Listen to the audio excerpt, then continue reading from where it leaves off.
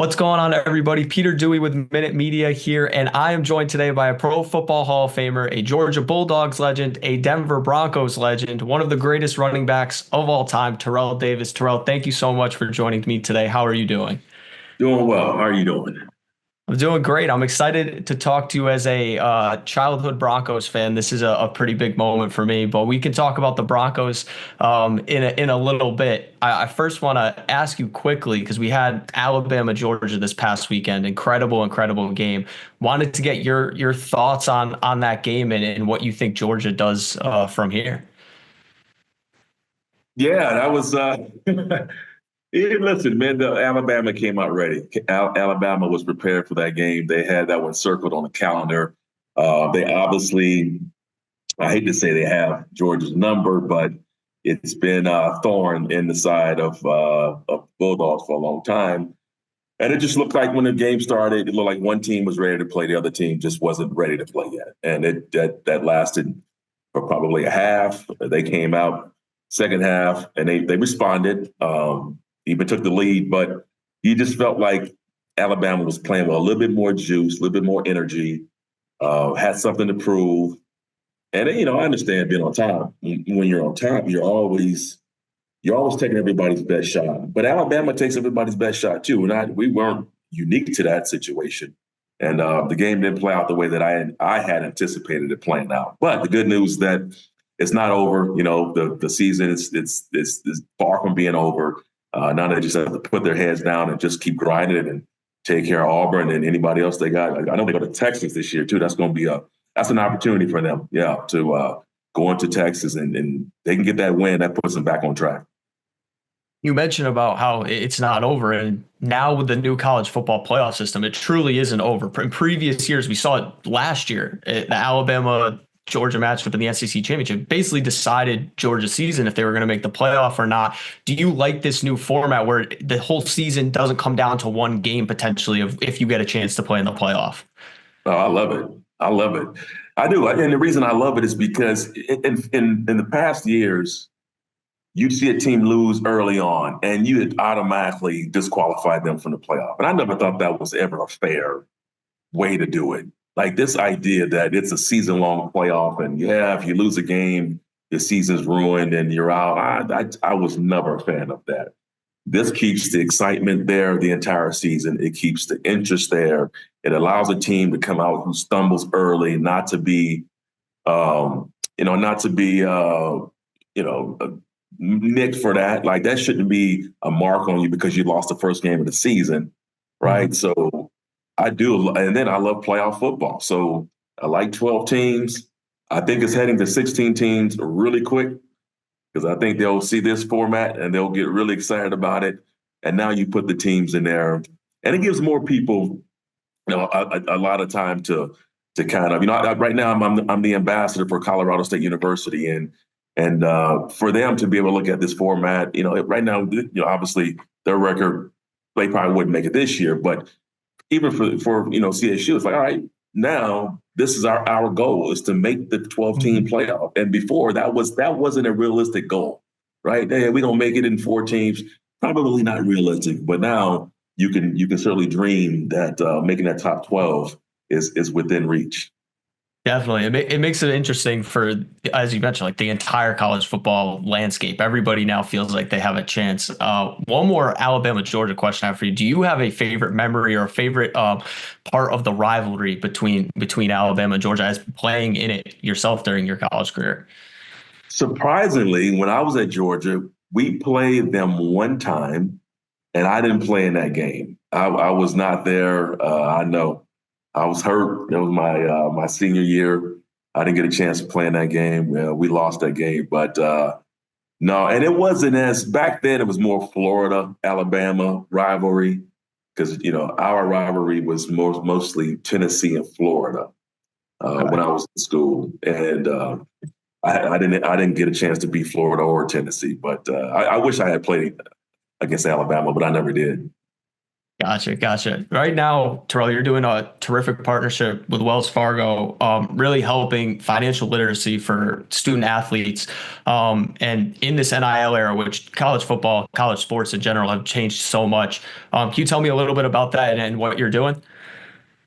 Yeah, so I've teamed up with Wells Fargo, and what we're doing is, these student athletes and their families, we are giving them, it's financial education resources so that they have a way to navigate through this NIL period, right? A lot of these students, there's the pitfalls that they can find themselves in, understanding how to manage their money, understanding what to look out for, what signs do I need to be looking out for, how do I do this with my family, and then really give them the tools to be able to make it through this time.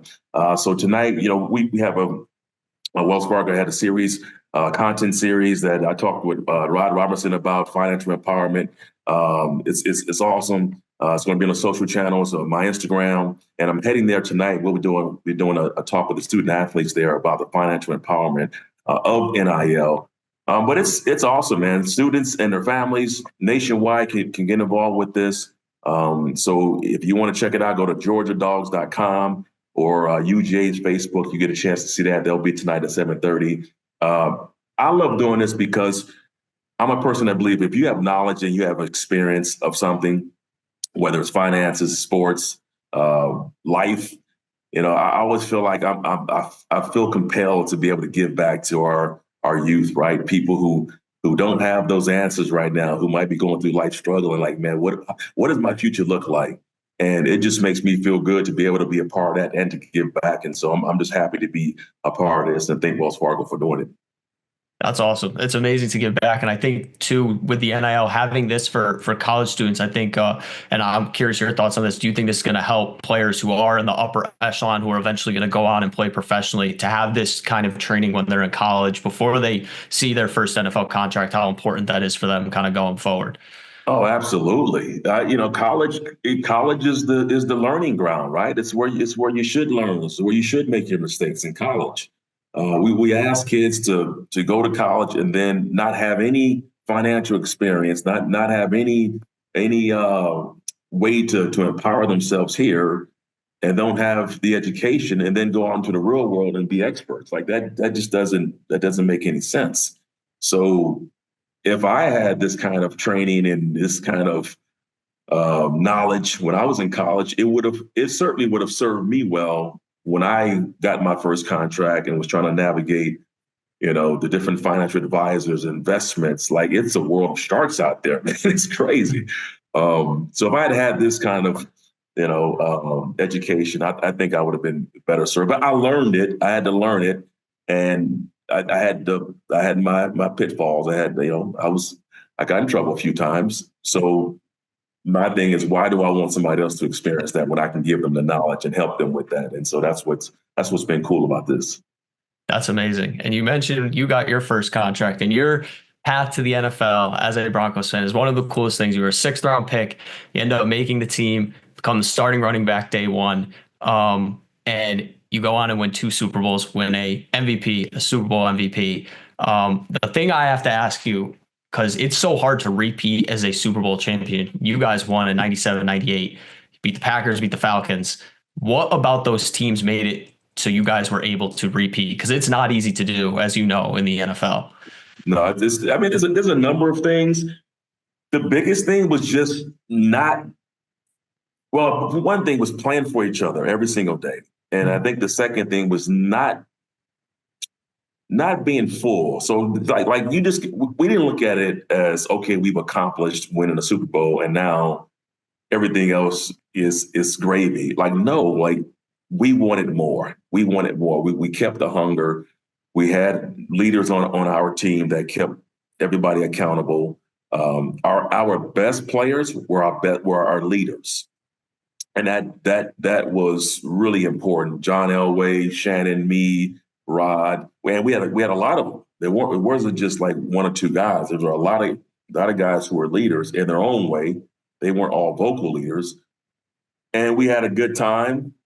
but we enjoyed winning. We loved winning, and we would do anything it took to win. And we practiced hard, we played hard, and we tried to give everything we had on that field, man, so that when we came back in the locker room, we could ask the question, did I give everything I had to my teammate? And the answer will be yes. Now the score, whatever that was, it was. Like I can't control the score every time, but as long as you gave it everything you had, we felt good about that. But yeah, we were on a three. It was really a 3 year stretch that was one of the best 3 year stretches in NFL history. I think the Patriots may have finally beaten that stretch. I think we won 40 something games, two Super Bowls, which is pretty awesome to do.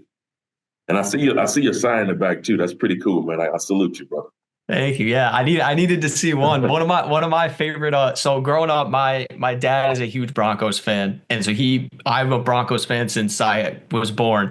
And one of the things that we always used to do, it's been a while since the Broncos make the playoffs, but every time before the first Broncos playoff game of the postseasons, we watch the 97 and 98 NFL films of the Super Bowl.